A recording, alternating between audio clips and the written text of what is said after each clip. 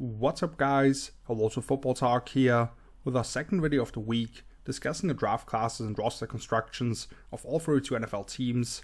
We've already talked about the NFC and AFC North each, as well as the NFC East earlier this week, so today it's time to discuss the Bills, Dolphins, Patriots and Jets. The AFC East is currently projected to win the most games of any division collectively, as far as I'm aware, so lots of important topics and players to look at. As always, I'll try to give some scouting notes on every single player selected, other than the 2 or 3 I didn't get to watch for each of these videos, excluding specialists.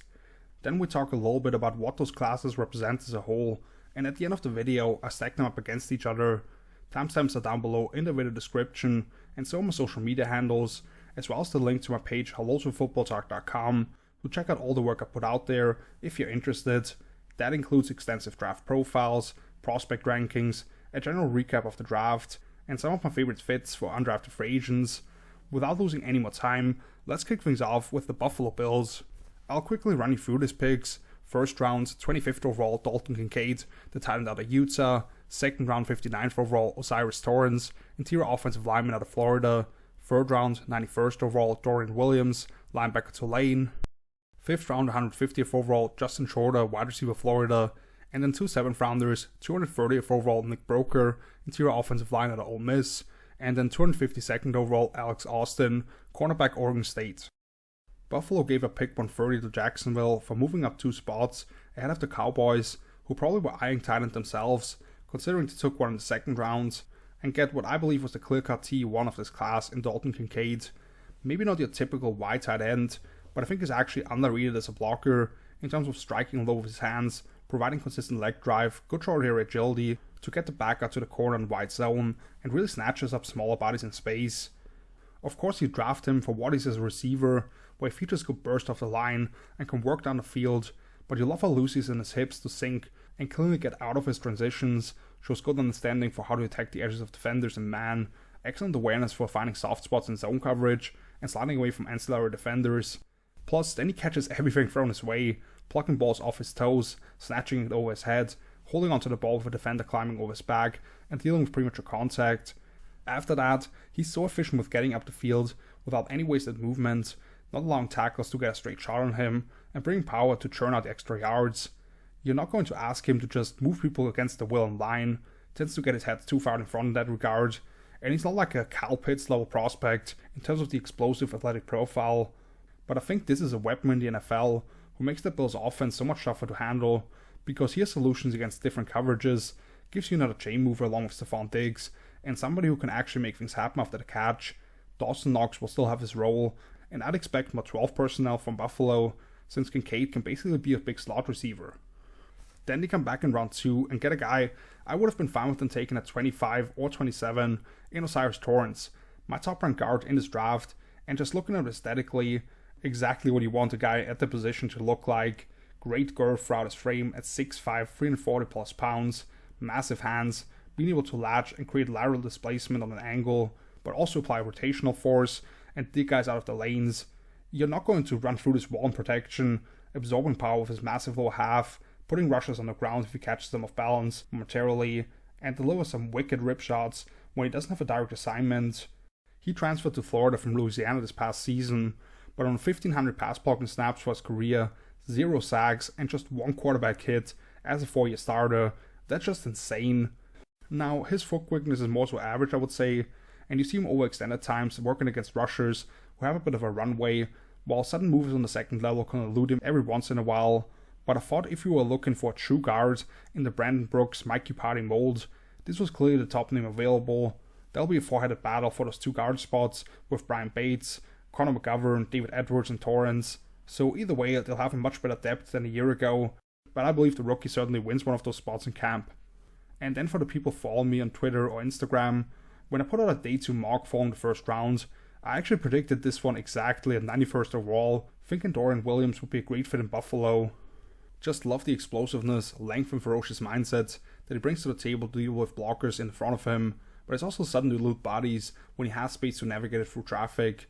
Great range as a zone defender with the speed to carry guys down the seams if you're running some cover 4 variation like Stubby, where he ends up being matched up one-on-one with the number 3 in trips. but also quickly drives forward, dislodges the ball from targets in his vicinity, and very consistent with his angles to shut down completions in a hurry. Plus, he has impressive closing burst when used as a blitzer. There's certainly still room for him to ID keys and countering blocking schemes quicker. When bigger bodies do get into his frame, he has a tough time disengaging, and he did more so spot drop in college.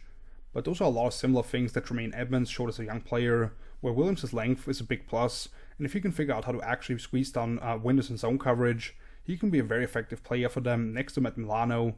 Buffalo also signed Taylor Rapp as a free agent, so maybe we see them go to more free safety or big nickel sets, since they kind of got exposed for constantly being in the same personnel grouping by some teams like the Bengals. But it's going to be those two linebackers on the field for the most part, and it'll probably be a battle between Williams and last year's third round pick Terrell Bernard. Day 3, they only had a pick in round 5, and then 2 more in the 7th, but Justin Schroeder could actually be a pretty fun one. First time I put on his tape playing Tennessee, I believe, Anthony Richardson launches a 75-yard touchdown to him on a post route, where I'm like, this huge guy can run like that. Now, he's not the most refined route runner, allows himself to get hung up with contact more than he'd like to see, and he's not going to make people miss after the catch a whole lot. But this guy legitimately will challenge DK Metcalf for most jacked receiver in the NFL, has serious juice off the ball, although he doesn't have that same kind of long speed that DK does, with a 4.55 in the 40, but doing so at 6'4", 230 pounds, averaged an insane 19.9 yards per catch in 2022, and converted 22 of 29 opportunities into first downs, capable of dropping his hips and creating separation on curls and comeback routes, working back down the stem, provides a massive 82.5-inch wingspan, and great focus hauling in passes downfield. He's probably Buffalo's wide receiver 5, but I feel pretty good about him being a fixture on the roster because he's a monster blocker in the run game and has an extensive resume of covering kicks. I do also like the two guys that they got at the end. Nick Brokaw was my 16th ranked interior O-lineman. Great urgency of the snap and pad level to set the tone in the run game, riding guys multiple yards sideways to open up cutback lanes, and centers his targets on the second level. Along with being an outstanding puller for a multitude of assignments, pretty easy movement protection, being able to cover ground laterally, work from good posture, and refine his anchor if he does give up ground initially. Just is fairly light and short for a guard, which leads to him wanting to overstride at times on the ground and getting cross-faced, as well as rushes establishing first meaningful contact in passing situations, which proved to be an issue during Senior Bowl week. I just talked about how Buffalo was loaded up on the interior, so he'll need to battle for a spot on the roster, but I think he can play in this league as a backup. And Alex Austin is a guy who fell here because of concerns about his long speed, having run a 4.55 at the combine, and his 16.2 missed tackle rate last season, but his good size and length, along with the light feet to mirror releases and press coverage, and re-rock guys to some degree, but also his snappy hips to not lose face at the break point, discipline staying at his landmarks in zone coverage, with plus awareness for route combinations, midpointing those, and playing through the hands of the intended targets. I'd like to see him be a little more patient with opening his hips against vertical stems, which is why I wonder about that top gear of his, and I believe he can get better at utilizing those long arms in the way that he deals with blockers. But we saw Christian Benford make the roster as a 6th round pick and actually started with 1st rounder Kyle Elam just last year. That coaching staff does not care when you get selected. Other than those two guys, there's obviously Trey White and Dane Jackson has started for this group, but if they carry 6 guys, including Teron Johnson in the slot, I think Austin makes it through those final cuts. So there's really not much for me to critique here, other than Shorter, who I think can be a fun splash player on offense, would he bring in a few times per game, and be a special team stud with his combination of size and speed. All of the picks that they made presented surplus value based on my board. I think all of the first 3 picks actually start for this group, and the 2 guys on offense in Kincaid and Torrance can be a legit plus performance in year 1. Looking at the top contenders for the AFC that have given this crew trouble in years prior, the Chiefs and Bengals, Buffalo clearly the best draft of the bunch and added immediate difference makers, especially with Kincaid now potentially being their version of Travis Kelce, even though it would obviously be unfair to expect him to be an all-pro level player at this stage of his career. So one of my favorite draft classes all around, which is great to see, thinking back about how outmatched they seemed against Cincinnati in the divisional round contest. Which has us moving on to the Miami Dolphins, and for the 2nd year in a row, they only made 4 selections due to trades for Bradley Chubb, Jalen Ramsey, and Tom Brady, or at least for calling them up when they weren't allowed to. So here are the 4 picks that they made. 2nd round 51st overall Cam Smith, cornerback South Carolina. 3rd round 84th overall Devon Achane, running back Texas A&M. 6th round 197th overall Elijah Higgins, wide receiver Stanford. And 7th round 238th overall Ryan Hayes, offensive tackle Michigan. Cam Smith was my number 5 corner and has been one of the most consistent at the position in the SEC, picking up right where JC Horn left off at South Carolina, playing a lot of soft press for the Gamecocks, where his fluidity and balance was highly impressive for a lanky corner, but he can also use the length and physicality of his to ride receivers into the sideline and stops his momentum very well as guys snap off routes back towards the quarterback. We really like his spatial awareness and ability to read route patterns from the outside in, understanding when to fall off and seam routes, but a slot receiver in cover 3, mid-punting stuff when he's the conflict defender, and showcasing tremendous ball tracking skills to attack it at his apex. Watching the Tennessee game, Smith was petrified by the speed of Jalen Hyatt, and overall he tends to initiate contact further down the field than the NFL allows it when playing off, so there'll be a bit of a transition period. Relies too much on thinking he can sling or drag guys to the ground as a tackler, but the concerns about him maybe being a below average athlete are somewhat inappropriate, considering he ran a 4.43 in the 40 and had great marks in the jumps. The Dolphins obviously traded for Jalen Ramsey and still have Xavier Howard there. Kader Kohu had an excellent season playing the slot as an undrafted free agent, but beyond that, you're looking at a few veterans who will be battling for a spot in the roster, and a first round bust in Noah Benagany. I think Cam ends up backing up all 3 of those corner spots and might make the X-Men expandable next offseason. And since Miami only has Tyreek Hill, Jalen Waddle and Raheem Mostert, they thought that they should bring in another legit 4-3 guy in Devon A-Chain, who at Texas A&M looked more like a sprinter in 2021, who can rip off chunk plays on limited touches, but he became a real playmaker for a poor offense, and during a bad year for the program overall. His start-stop ability and shiftiness off the charts can make those dramatic cuts in the open field, but also reduce his surface area and slice for narrow creases, not allowing defenders to wrap him up. I thought it looked like he was greased up at times with guys slipping off him. Plus, then once he gets into the open, his speed to make defenders flip and chase after him is on a different level. You can flip the ball to him out in the flats and ask him to make somebody miss, but also blow by linebackers on streak or wheel routes.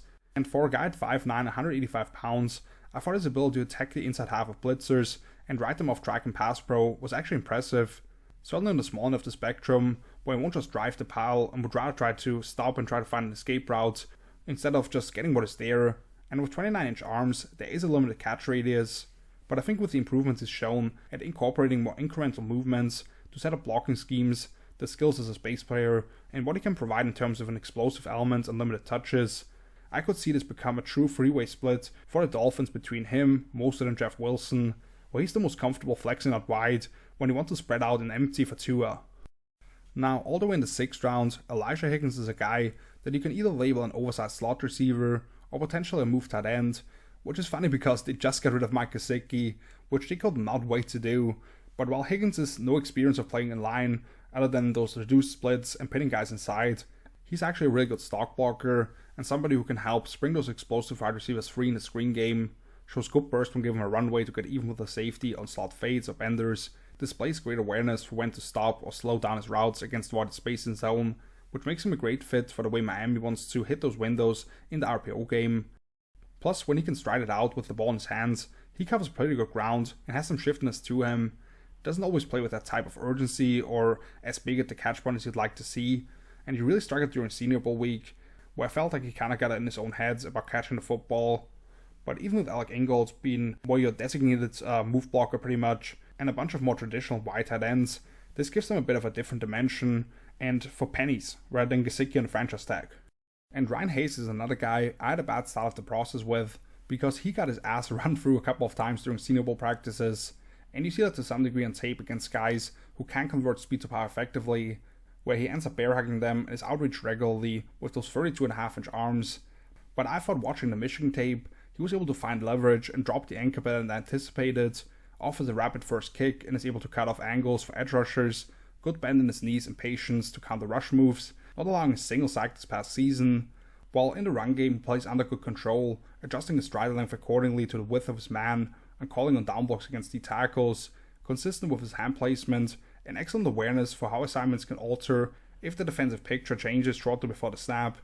So with Austin Jackson and Kendall Lamb as the only tackles other than Teron Armstead of course on the blind side, who have stuck around the rosters before, and Liam Eichenberg currently slated to start at guard, they may actually need this guy to jump in at some point this season.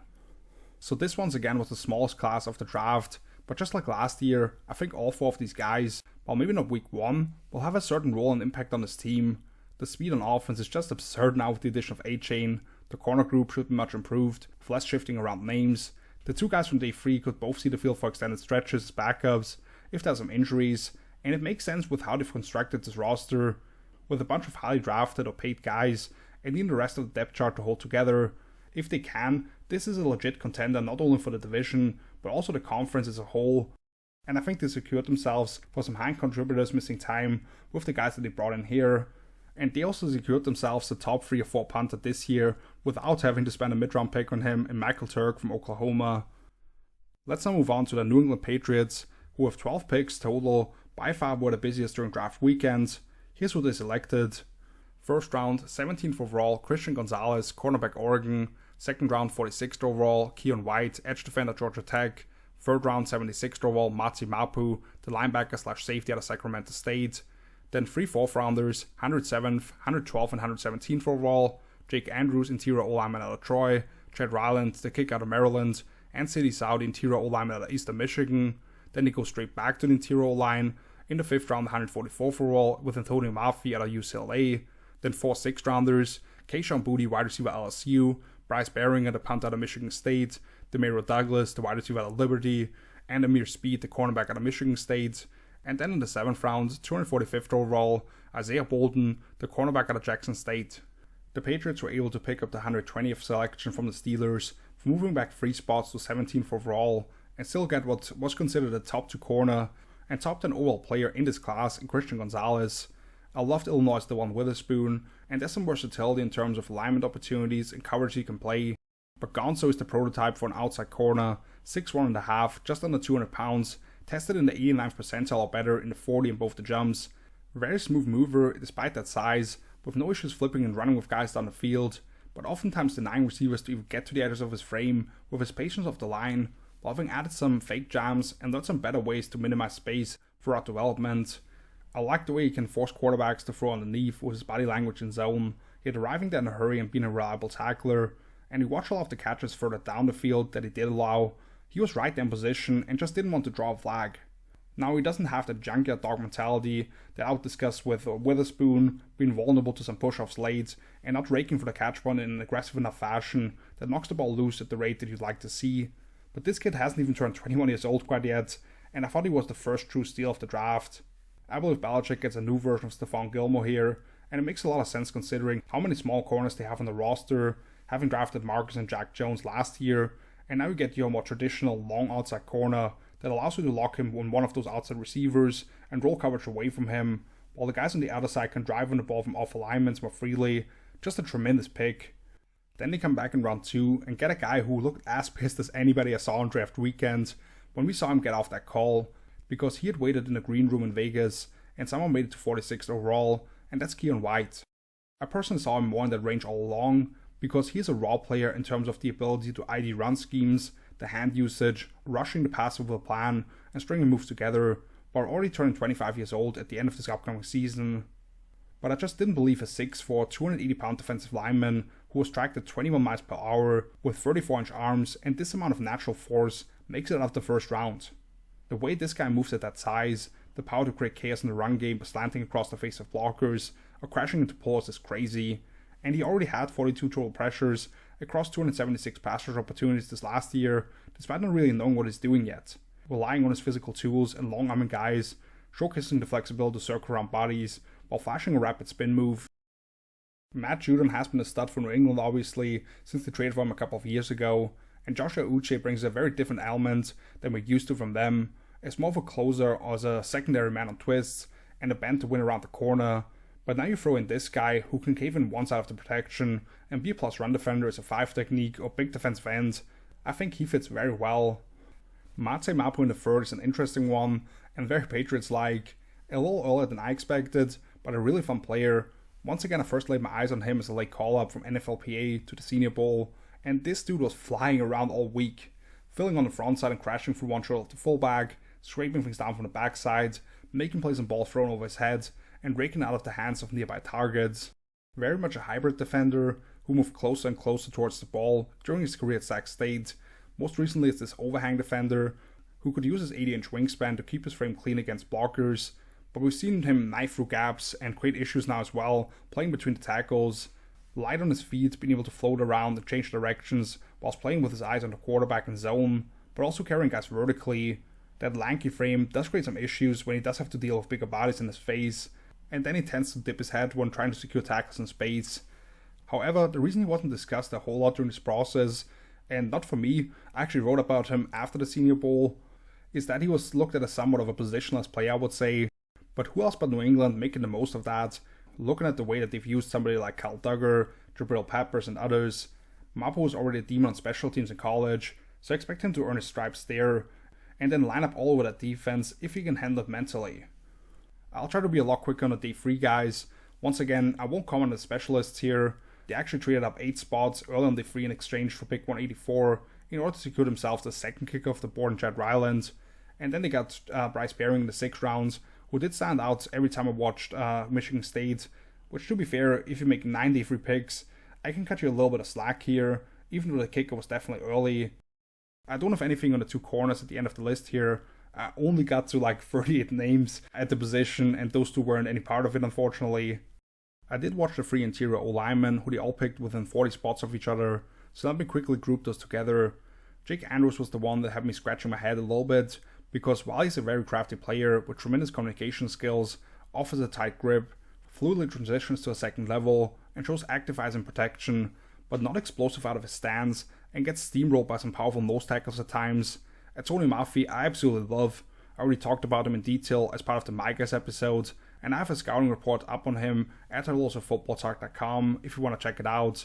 But absolute ass kicker in the run game, who just flattens dudes on the move as a 340-pound fridge coming to take your lunch money, while being a wall to get around protection, who has shown a lot of improvement since converting from the defensive line, although his hand placement overall is still a bit of a work in progress, and he's a hair late with picking up delayed rushes at times. City Sauer got too late in the process, but another intriguing small school prospect who brings a lot of natural power to the table, being able to twist guys out of their run lanes after initial stalemates, can also shoot out of his stance to get to spots as a puller, with elite explosive testing, uses his tackle-like length well in pass pro with one-handed stabs, and guiding guys off track, although he tends to overset against wide rushers, gets a little wide with his hands, and can be vulnerable to getting forklifted. Looking at the Patriots depth chart, the cupboard was pretty bare on the interior O-line, so I get it now, even though in that moment it felt very much like they were just throwing darts at a bunch of names there. I think Mafi in particular could be a starter next year if they don't find a way to re-sign Michael Onwenu. And then the 2 wide receivers are also very interesting. Demario Douglas was another one of my guys.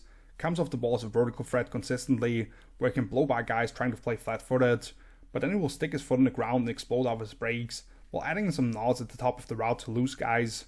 Great focus catching the ball down the field, and positions his body well, while having crazy start-stop quickness after the catch to head fake guys and rip off big plays. He's just really small at 5'9", sub 180 pounds, but he had an awesome combine after already smoking dudes during Shrine Bowl week. And LSU's Kayshon Boutte is the mystery box of this entire draft maybe, because in 2021 he was absolutely dominant before he got hurt, but then he just never got along with the new coaching staff with Chip Kelly, didn't look as explosive last season, and his contested catch rate is underwhelming, but the sudden feed and easy burst of the line, the way he can sit in the chair to create separation of his breaks, the way he rips the ball out of the air, and that running back mindset once he secured it, are all special. I mean, he was right up there behind only Ohio State's Jackson Smith-Njigba as the top receivers heading into the summer last year, so those guys have the potential to provide some juice for an offense that desperately could have used some last season, and should now be much more well constructed under Bill O'Brien returning as offensive coordinator. So a very Patriots-like draft, I would say, taking advantage of a couple of guys slipping to them early, who you can imagine in the uniform so easily. To get this hybrid defender Mapu in the 3rd, who you just know by week 10, people will be like, who's this kid with the weird name flying around the field? Of course they grabbed 2 specialists on day 3, replenish the depth on the interior O-line with 3 guys in the 4th to early 5th round range, get a couple of promising young receivers, of which one is a huge question mark, and most teams apparently didn't want to touch. Not that I think they approached all of this perfectly, and I can't give them a ton of credit for Gonzalez falling to them, but compared to last year, when I, and the consensus boards were aligned here, reached on multiple guys early on, I like this a lot better. Making 9 picks on day 3 is still wild to me, but if a few of those guys stick, and they get cheap labor, all power to them. Let's now finish up with the New York Jets, who earlier that week finally were able to finish up the Aaron Rodgers trade, swapping back from 13th to 15th overall, giving up a 2nd round this year, a 5th versus 6th swap in their favor, and a conditional 2nd rounder next year that'll turn into a 1st if Aaron Rodgers just plays 65% of snaps, which is kind of crazy to me since we all knew the Packers had moved on, and the Jets didn't insulate themselves at all if Rodgers decides to retire next year, even if they miss the playoffs. Either way, here are the picks. 1st round, 15th overall, Will McDonald IV, edge defender, Iowa State. 2nd round, 43rd overall, Joe Tippmann, the interior O-lineman out of Wisconsin. Then they kick off day 3 with a couple of Pittsburgh guys. 4th round, 120th overall, Carter Warren, the offensive tackle. And 5th round, 143rd overall, Israel Abanikanda, the running back. 2 6th rounders, 184th overall, Zaire Barnes, linebacker Western Michigan. And 204th overall, Jarek Bernard-Converse, the cornerback at LSU. And finally, 7th round, 220th overall, Zach Kuntz, the tight end out of Old Dominion. And there was a lot of discourse over this first pick that they made, because the feeling was that they got jumped by the Steelers, trading up with New England the spot in front of them to select the final one of this top tier 4 offensive tackles. I certainly thought that was the case, and even as they deny it, I think they should have felt the urgency to address that position. But let's not act like Will McDonald is some Joe. I thought he was more so in the late 1st to early 2nd round range, but probably the best spend of this entire edge class. 35-inch arms to free himself late as a pass rusher, and just keeps working the hands, hunting quarterbacks with a relentless motor. And that is despite playing out of position as a 4i/5 technique, where he didn't get that many chances to just pin his ears back and attack up the field. Somewhat of a tweener in terms of how he's put together, and kind of predetermined his rushes, I felt like. But while he's rather undisciplined in his run fits, and I'd like to see him keep his flame clean, he was battling even when seeing forehands come his way, can reduce his shoulder and slant across the face of blockers, but also create angles towards the ball and run them plays. Certainly what I consider to be a huge need right now, but Carl Lawson has been a disappointment, in large part due to injury, since they signed him. Bryce Huff is on the last year of his deal, so they're looking at this guy turning into that Leo defensive end in wide alignments, where I think he can really shine for that group pretty early already. Joe Tippmann was my number 2 center in this class, behind only Minnesota's John Michael Schmitz. Incredible movement skills and length for a center at 6'6", 315 pounds, swift out of his stance, with the flexibility in his hips to reach block shades, the mobility to climb and cut off angles for the guys on the 2nd level, and take on all kinds of pulling assignments, where at times they basically have him pivot like a running back on a counter step, and lead the way for the ball carrier. His length can present a challenge in terms of leverage issues, falls off too many blocks against A-level defenders, where he loses the pad level battle, and is more so just shielding bodies, and in protection seems to dip his head a little bit against crafty rushers, but he mitigates some of those issues by keeping his elbows in tight and a sink in his lower half, very active feet and eyes, recognizes different pressure looks and sliding in front of the late rushers, along with showcasing some advanced hand usage already. Gangrene already had the other Conor McGovern there, and I think that would have been an adequate starter, but I believe Tippmann can be an upgrade and can diversify your run game portfolio to some degree, so definitely like this. No 3rd round pick, and then they do target offensive tackle with Carter Warren, sort of a forgotten man in this draft because he tore his meniscus 4 games into this past season, and his tape had some underwhelming moments where he lacks some every down temperament in the run game, his pad level getting too high, the base too narrow, and gets pretty tall in his pass sets, making him vulnerable against speed to power. But he is a balanced, well-coordinated athlete for the tackle position, with prototype size and enormous 35.5-inch arms, has some great moments scoop blocking or burying free techniques, depending on the concept. His outside kick and pass pro is simultaneous with the snap, utilizes his hands in independent fashion, several impressive recovery moments thanks to his light feet, loose hips and long arms, and just was able to get the job done a pit. So I look at him as a development player with starter trades. Mekhi Becton reportedly is in the best shape of his life, because of course he is. Dwayne Brown is there as a declining veteran, who can still start I believe, and they drafted Max Mitchell in the middle rounds last year as kind of this ultimate swing tackle, who literally flipped sides between drives for Louisiana at times, so probably more of a long-term project here. Then in the 5th round they come back and select Izzy Abanikanda, the Pitt running back, a guy I expect to come off the board earlier, because he had nearly 1,600 scrimmage yards and 21 touchdowns this past season. He won't even turn 21 years old until about a month into this upcoming season, and ran right around the 4.3 at the Pitt Pro Day reportedly. Why might he have made it here? I don't see the well-coordinated footwork or loose low body to excel in a more gap scheme-oriented approach. His missed tackle forced rate isn't up there with the top names at the position, and his usage in the pass game was very simplistic.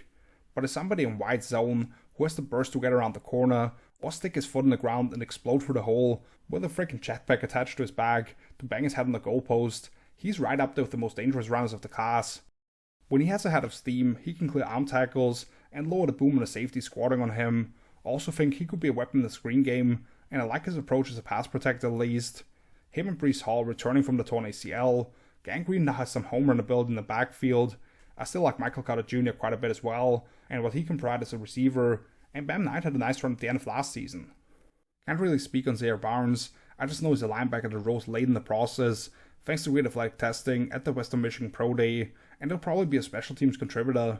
Although after the starting duo of CJ Mosley and Quincy Williams, you're looking at Jamien Sherwood, Hamza Nasruddin, and Chaz Surratt competing for playing time, who are more so oversized safeties or linebackers. And for Jarek Bernard-Converse, a 47-game starter between Oklahoma State and LSU, prototype size with 32.25-inch arms and 4.39 speed, looks comfortable playing off-man coverage, packs a 42-inch vertical to compete for the ball in the air, and very effective tackler to limit the outs after the catch when guys do haul him passes in front of him. Just not the most fluid in his transitions, tends to surrender X his cushion as a zone defender, struggles to turn his head and locate the football in order to make plays on it, and was penalized 14 times over the last 3 years combined. There are definitely more roster spots available at corner after Sauce, DJ Reed, the other Michael Carter, and Bryce Hall, so he'll be competing for one of those. And then in the 7th round, they took a shot on a historically great athletic tester at the time position in Zach Kuntz, 6'7", 255 pounds, a former Penn State recruit who literally tested in the 90th percentile in every single event other than the bench press, where he still was at a solid 75th percentile. Not your prototypical wide tight end, but took on a variety of blocking assignments at Old Dominion, especially on the move, allowing the ball carrier to get out to perimeter and secure defensive backs in space. Was regularly utilized as a vertical receiver on slot fade and corner routes. You saw him get flexed out wide and win, working some head fakes, then plucks the ball full extension and will quickly hit up ground with those long strides after the grab. I don't see him being able to reduce his height and create separation out of square breaks a lot. Not a very physical player in terms of the route development or at the catch point. So if he's looked at as a red zone target, there's definitely room for improvement. The Jets signed Tyler Conklin and CJ Uzomah in free agency last year, along with drafting Jeremy Ruckert in the 3rd round. So there's no guarantee Kuntz makes that roster, and I thought he'd go earlier just based on the athletic profile, so maybe that injury is still lingering, but at least worth hanging on to as part of your practice squad. I'd say overall it's not a bad class necessarily, but the priorities felt a little bit off. If you told me before the draft that the only offensive tackle they came away with was a developmental player in the 4th round who's coming off surgery, I wouldn't be super happy. McDonald should be an effective player, but are his snaps going to be that much more impactful than what you take away from other guys that they have there, especially considering how deep this edge class was. You draft a center and running back who can really shine in wide zone, but that's not totally what Nathaniel Hackett wants to run, at least not in his 1 year in Denver, after he left Green Bay, where that was much more of a prevalent part of the attack. Plus, while I don't really want to factor the Rodgers deal into this, the fact that it had in the class, giving the Steelers the opportunity to jump them for Broderick Jones, you don't trade back a little bit to get back some of those valuable mid-round darts to throw at the board. Not the strongest showing in an extremely competitive division, where you have very high expectations now with Rodgers on the center. So let's look at how these 4 draft classes stack up against each other. To no surprise, after Bills are number 1, I just thought rounds 1 through 7, just banger after banger, great value but also addressing areas of need, even without a 4th round pick due to having to move up a couple of spots for Dalton Kincaid.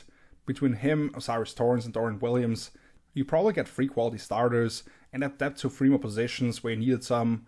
Gotta love the idea of adding a different type of weapon offensively and somebody who can kick ass in the run game after they lacked some answers against Cincinnati in the divisional round loss. I'm going Miami at number 2, very limited resources with a draft low 4 selections, yet again, which we can evaluate later if that's the right path. But for now it makes sense that they kind of go all in as long as they have 2 on a rookie contract, insulating themselves against injuries at positions that were problem areas last year to some degree, while Devon Aching can add some more splash to one of the most dangerous collection of skill position players already. New England comes in 3rd, which seems a little bit low, in part because they took 2 specialists, a couple of corners late, unlikely to make the roster, and just kind of collecting all the interior O-linemen available in the 4th round, but tremendous value with Christian Gonzalez at the middle of the 1st round, after trading back for an extra pick.